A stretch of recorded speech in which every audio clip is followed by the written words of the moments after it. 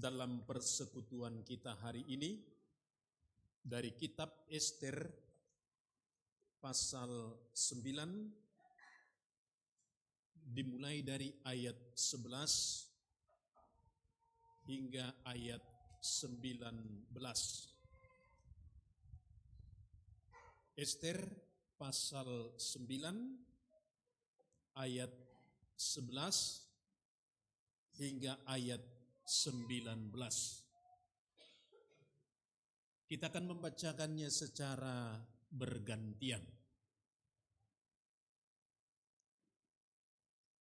Di bawah judul perikop tindakan orang Yahudi terhadap musuhnya. Pada hari itu juga jumlah orang yang terbunuh di Puri Susan disampaikan ke hadapan raja. Lalu tidak raja kepada Ratu Ester, di Puri Susan orang Yahudi telah membunuh dan membinasakan 500 orang serta ke-10 anak Haman di daerah-daerah kerajaan yang lain. Entah apa yang mereka lakukan. Apakah permintaan sekarang niscaya itu akan dikabulkan? Apakah keinginanmu lagi? Niscaya itu akan dipenuhi. Jawab Ester, jika baik pada pandangan raja, izinkanlah orang Yahudi di Susan besok juga berbuat sesuai dengan undang-undang hari ini, dan hendaklah ke-10 anak Haman itu digantung pada tiang. Raja menitahkan untuk berbuat demikian. Undang-undang pun dikeluarkan di Susan, dan ke-10 anak Haman digantung. Orang Yahudi yang di Susan berkumpul lagi pada tanggal 14 bulan Adar dan membunuh 300 orang di Susan. Tetapi mereka tidak mengulurkan tangan atas barang rampasan.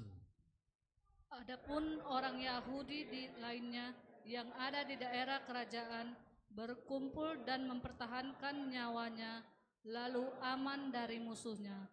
Mereka membunuh 75.000 orang di antara orang-orang yang membenci mereka, tetapi mereka tidak mengulurkan tangan atas barang rampasan. Hal itu terjadi pada tanggal 13 bulan Adar. Pada tanggal 14 mereka berhenti dan menjadikan hari itu hari perjamuan dan sukacita. Akan tetapi orang Yahudi yang di Susan berkumpul baik pada tanggal 13 maupun tanggal 14 bulan itu. Mereka berhenti pada tanggal 15 dan menjadikan hari itu hari perjamuan sukacita. Oleh sebab itu, orang Yahudi pedesaan yang tinggal di perkampungan merayakan tanggal 14 bulan Adar sebagai hari sukacita dan hari perjamuan serta hari gembira untuk antar mengantar makanan. Demikian menyapa kita dalam persekutuan hari ini dengan tema Hari Sukacita bagi umat Tuhan. Bapak, Ibu, dan saudara-saudara, tentunya sukacita menjadi kerinduan kita bersama. Hidup bersukacita. Apakah ketika kita merayakan hari ulang tahun, kelahiran, pernikahan, apakah ketika kita terbebas dari pergumulan, sembuh dari penyakit, atau beroleh berkat yang lain?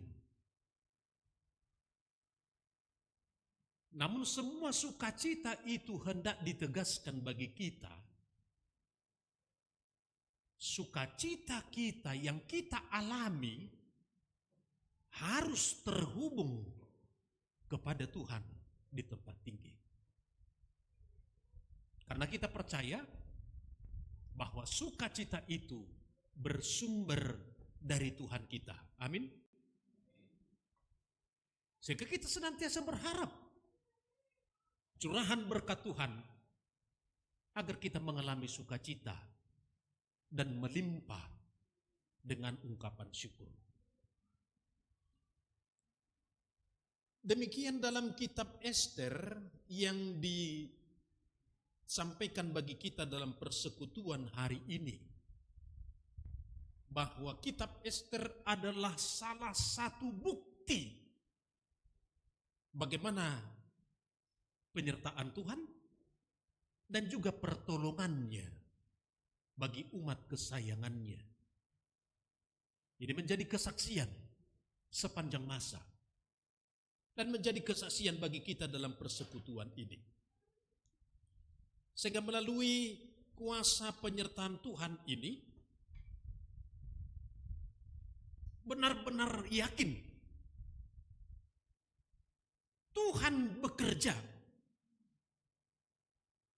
untuk mendatangkan kebaikan bagi kita yang percaya. Sehingga keyakinan iman seperti ini yang tertanam benar-benar akan mengubah kita memaknai sukacita kita di dalam Tuhan. Nah, apa yang melatar belakangi daripada perikop kita hari ini adalah ketika umat Yahudi diaspora dalam kerajaan Persia yang mengalami pergumulan yang sangat berat. Lebih dari 1 abad sebelum kejadian ini, Israel telah dibuang ke Babel. Ketika Babel ditundukkan oleh Persia, Raja Kores mengizinkan untuk kembali ke Yerusalem. Namun sebagian orang Yahudi tidak kembali. Mereka berdiam diri di sana, termasuk Ester beserta keluarganya. Tidak kembali ke Yerusalem bersama orang-orang Yahudi yang lainnya. Inilah Yahudi diaspora dalam kerajaan Persia. Inilah yang akan mengalami guncangan imannya, pergumulan yang begitu beratnya, yang dimulai oleh seorang petinggi istana raja yang bernama Haman, merancang pemusnahan massal terhadap orang Yahudi di kerajaan Persia. Bahkan surat telah disebarkan. Tanggal dan bulan pemusnahan itu sudah ditetapkan. Diberitakan ke semua daerah, seluruh kerajaan Persia. Tentunya mendengar berita ini, betapa bergumulnya orang-orang Yahudi ketika itu. Siang dan malam mereka bergumul.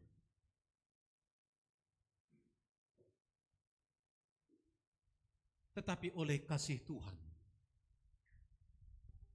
yang menggerakkan orang Yahudi, terkhusus Mordekhai dan Ester, benar-benar diberikan hati yang bijak untuk mengurai kekusutan yang ada. Kalau kita baca dalam kitab Ester ini, Mordekhai bersama Ester itu keluarga, buru di bapak tua nama Cestero. Jadi ibu tua nama. Dan mereka dipakai Tuhan bagaimana untuk menjawab pergumulan yang begitu besar. Nah, apa yang mereka lakukan? Setelah ada komunikasi Mordekhai dengan Ester, Ester memohon agar semua orang Yahudi di Susan, ibu kota Persia waktu itu, berkumpul untuk berdoa, berpuasa 3 hari 3 malam, tidak makan dan tidak minum. Khusus berpuasa agar Ester menghadap kepada Raja Ahasuerus atau Raja Xerxes kedua. Karena setiap orang yang menghadap raja tanpa permintaan raja, jika raja tidak mengulurkan tongkat emas, maka orang itu akan dihukum mati.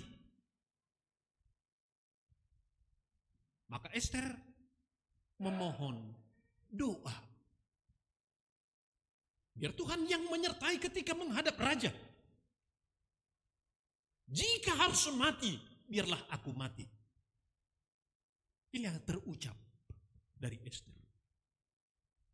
Ester juga berpuasa bersama dayang-dayangnya, berdoa kepada Tuhan, memohon agar raja dapat bermurah hati ketika ia datang. Dan ternyata kuasa doa itu nyata.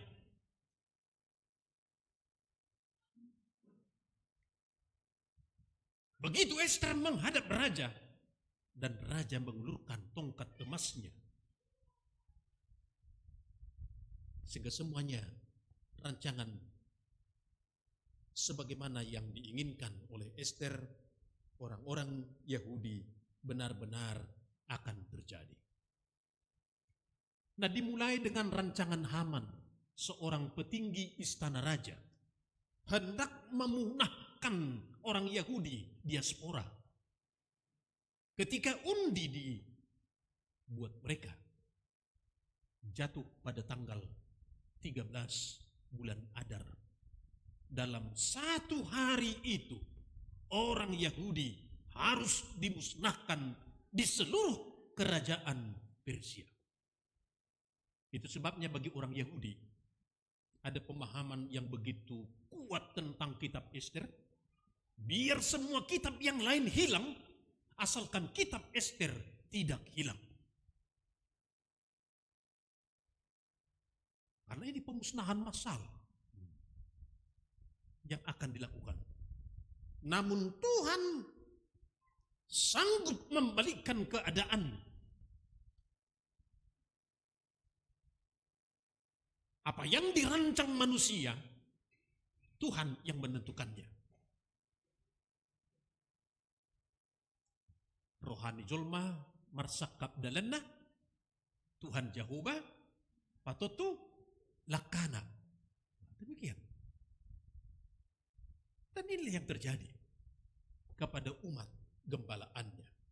Hari sukacita bagi umat Tuhan. Di hari yang telah ditentukan Haman, bukan orang Yahudi yang dimusnahkan, tetapi pembenci-pembenci orang Yahudi, itulah yang terbunuh.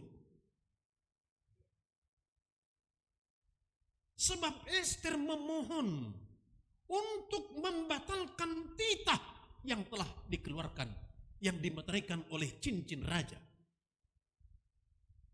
Dan membalikkan keadaan agar orang Yahudi dapat mempertahankan diri.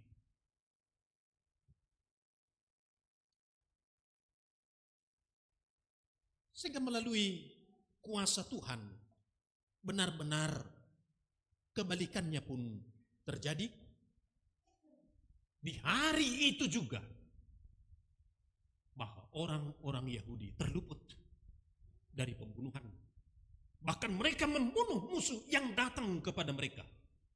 Karena orang Yahudi hanya berkumpul dan orang-orang yang memusuhinya datang. Mereka mempertahankan diri.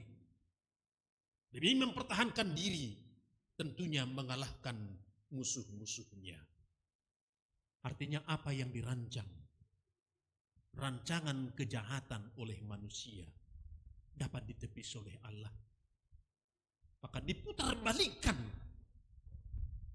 agar nyata kuasa Allah itu mengatasi segala sesuatu.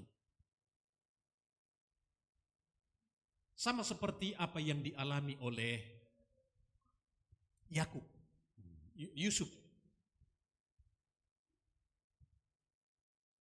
Ketika Yusuf dibenci oleh saudara-saudaranya, maka Yusuf dijual ke Mesir, sampai ke Mesir.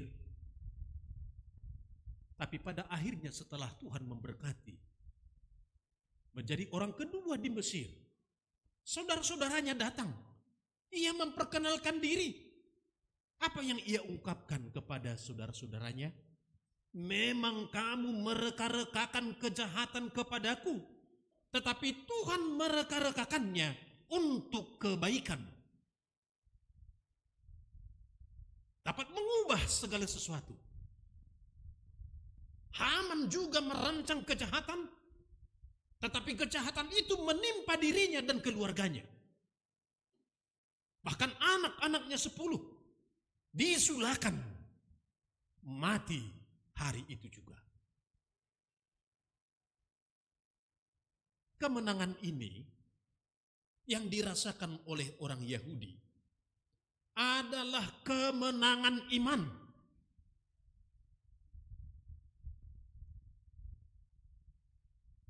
Sebab mereka tidak dipersenjatai ke medan pertempuran. Tapi senjata mereka adalah imannya kepada Tuhan. Inilah senjata terampuh yang mereka andalkan dalam kehidupannya. Dan mereka percaya Tuhan akan bekerja, Tuhan akan menopang, Tuhan akan berperang. Asalkan mereka berserah, berdiam diri sebagaimana Tuhan merancangnya.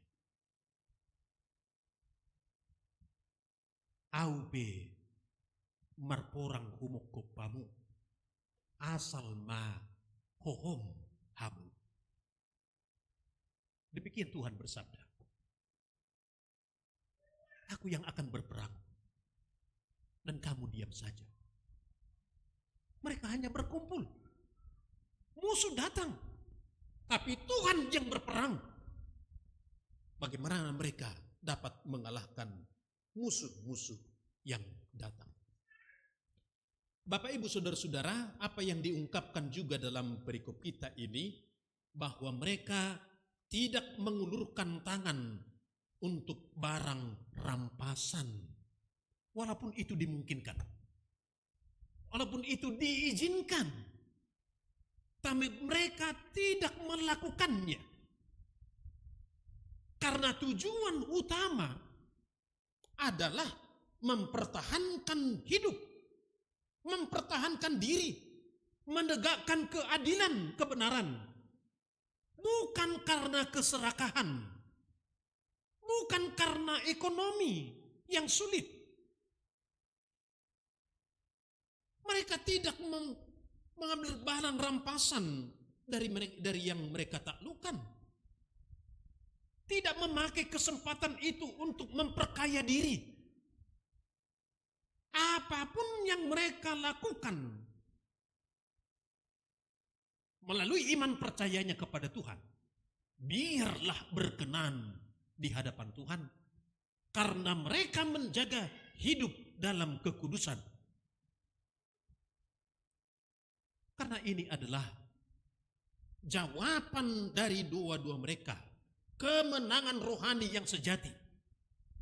Itulah yang terjadi kepada umat yang telah menang berhadapan dengan orang-orang yang merancang kejahatan kepada mereka. Kemenangan rohani, kemenangan sejati Tuhan limpahkan sehingga hari sukacita terjadi kepada umatnya.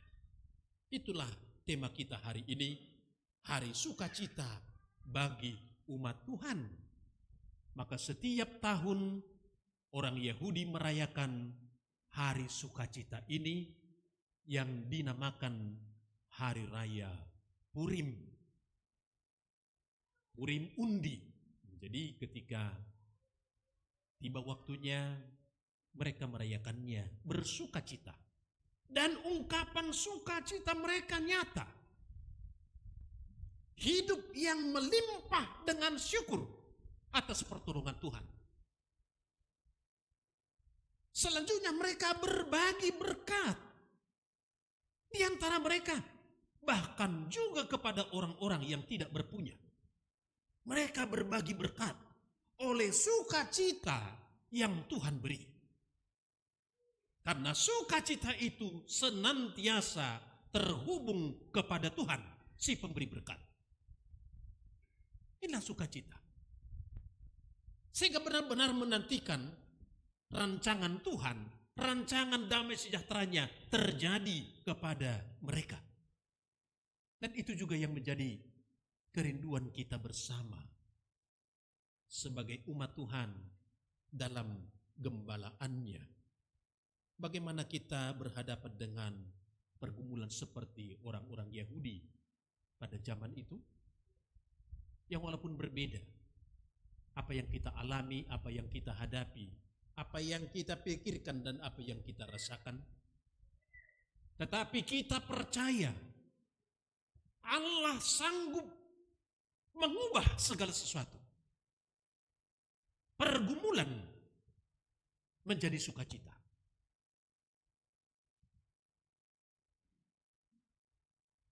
Oleh karena kasih Allah yang nyata, apapun itu yang kita hadapi, karena kuasa Tuhan mengatasi segala sesuatu. Ada banyak kesaksian dalam kehidupan tentang bagaimana Tuhan menjawab doa-doa kita, orang percaya, atau memberikan satu pengharapan atau mengubah keadaan dari keterpurukan sekalipun menjadi sukacita dan bahagia. Ada satu keluarga petani. Ini di Sidikalang. Harung Bupar Sidikalang? Oh, iya.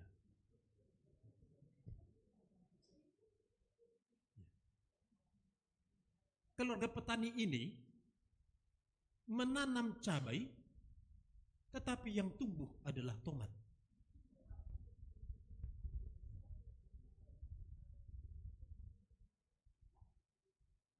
Kisahnya demikian. Ketika mereka mengolah tanah dan menanam tomat, dan pada waktunya panen tiba, harga tomat anjlok. Sehingga lebih baik dibiarkan di situ daripada dipetik.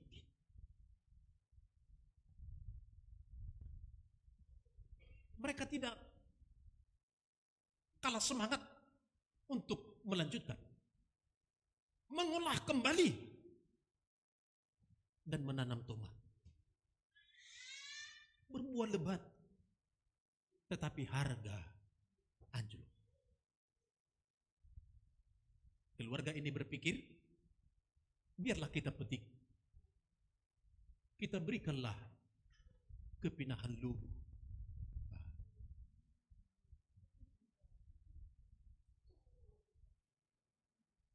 Idahan dipinahan.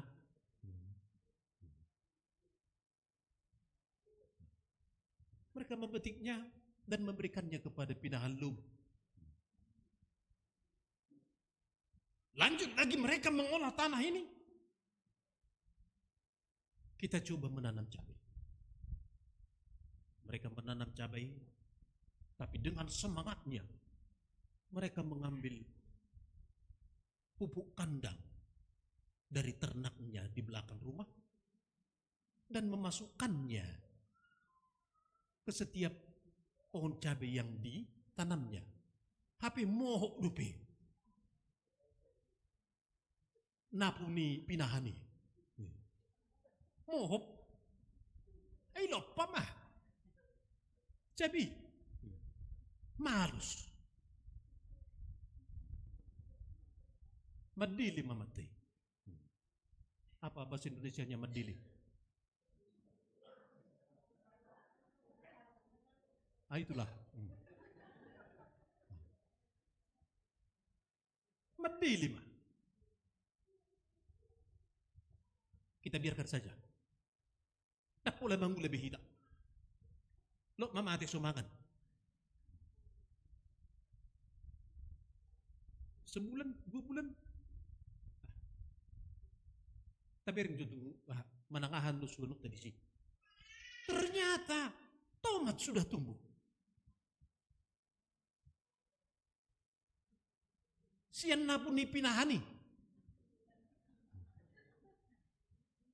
Sehingga mereka kembali semangat. Tapaturi mak. Dipaturi musuli. Dinggem matun-matun. Syarat tuna panen. Harganya selangit. Mereka bersuka cita, beria-ria, penuh ungkapan syukur. Sehingga kesaksian keluarga ini, Tuhan dapat membalikkan keadaan.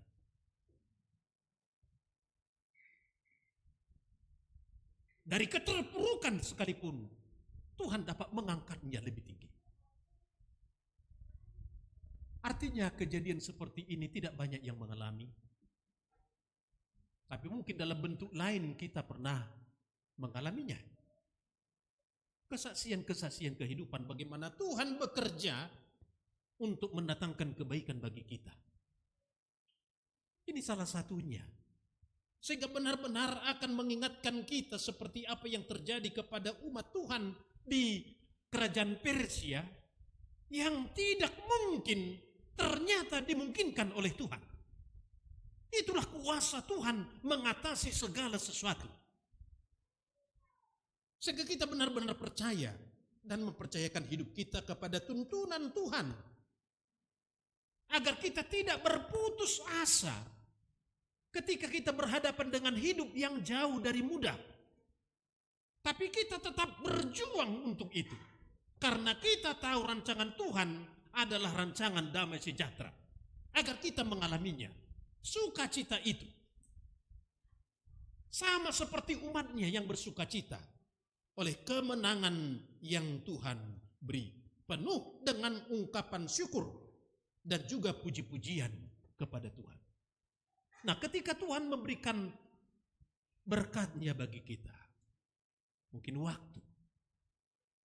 Ketika Tuhan memberikan waktu, tentunya kita akan melakukan yang lebih banyak lagi dan yang lebih baik lagi. Ketika Tuhan memberikan kesehatan, sukacita itu ada. Penuh dengan ungkapan syukur. Sehingga kita benar-benar mempersembahkan hidup kita melayani Tuhan. Hidup dalam kebenarannya. Percaya akan kuasanya. Bahkan juga ketika Tuhan mencurahkan berkatnya. Sama seperti orang Yahudi. Diaspora itu. Mereka berbagi kepada sesamanya. Untuk tumbuh bersama menikmati anugerah Tuhan. Ini juga sukacita yang Tuhan beri bagi kita. Bagaimana belajar berbagi, rasa syukur, menghasilkan tindakan-tindakan kasih. Sehingga hidup kita benar-benar terhubung kepada Tuhan sepanjang waktu. Hari sukacita itu adalah setiap hari. Itu yang hendak diungkapkan bagi kita sekarang. Karena sepanjang hari yang Tuhan beri, hari Minggu sampai hari Sabtu, Tuhan beserta dengan kita. Tuhan melawat kita. Tuhan memberkati kita. Sehingga benar-benar sukacita itu meluap dengan hati, dengan iman. Sehingga kita benar-benar percaya bagaimana Tuhan senantiasa menuntun kita ke masa depan yang pasti. terlebih lagi sukacita kita di dalam Tuhan setiap harinya mensyukuri kemenangan atas penebusan Tuhan kita Yesus sehingga kita beroleh selamat. Dan inilah menjadi harta kita, harta keselamatan yang telah disediakan bagi kita semua umatnya, sehingga kita pun bersukacita, beria-ria, penuh dengan ungkapan syukur. Sehingga kita berserah dalam tuntunan Tuhan untuk hari ini, esok, dan yang akan tiba. Kita percaya bahwa semuanya akan mendatangkan kebaikan karena Allah Tuhan kita turut bekerja dalam segala sesuatu. Sehingga segala sesuatu akan kita maknai dengan iman dan kita menerimanya. Dan berdamai sejahtera sebagaimana Tuhan telah memberinya bagi kita semua. Hari sukacita bagi umat Tuhan, bagi kita semuanya adalah setiap hari. Dari hari ini, hari Minggu sampai hari Sabtu. Sama seperti nyanyian dari sekolah minggu itu. Hari ini, harinya Tuhan, marilah kita bersukacita. Ketika itu kita nyanyikan hari Kamis. Hari ini hari Tuhan, marilah kita bersukacita. Karena Paulus juga mengajak semua orang percaya di jemaat Filipi, bersukacitalah senantiasa di dalam Tuhan. Sekali lagi kukatakan, bersukacitalah. Mari kita nikmati dan syukuri sukacita yang dari Tuhan yang melayakkan kita untuk bersaksi dalam kehidupan kita menikmati anugerahnya. Amin. Kita berdoa.